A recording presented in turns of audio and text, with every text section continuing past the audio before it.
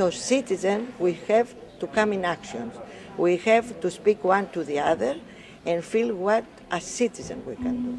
Αναφορικά με την σημερινή μερίδα, όπου είναι πολύ μεγάλη μας χαρά πραγματικά.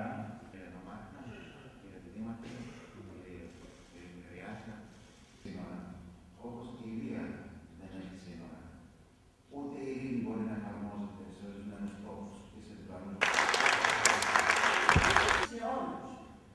Γιατί η νεολαία είναι αυτή που είναι η γενιά του αύριο και ο κόσμος του αύριο.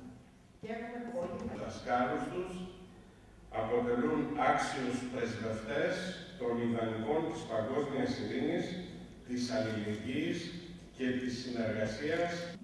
Και φυσικά με την ενέργεια και το μεράκι των φοιτητών που μοιράζονται το όραμα για έναν κόσμο χωρίς πολέμους.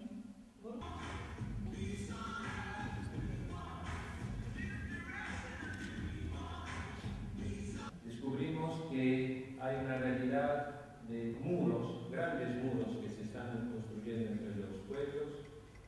Στην εμπειρία που είχαμε όταν επισκεφτήκαμε το Ισραήλ και την Παλαιστίνη, ήταν μια πραγματικότητα από τείχους, πολύ μεγάλους τείχους. Για αυτό θα συνεχίσουμε να κάνουμε το ίδιο να κάνουμε. We are in front of Aristotelios University in Saloniki, a conference just ending. One of the participants at the conference was Katie Zizicosta, the representative at UNESCO.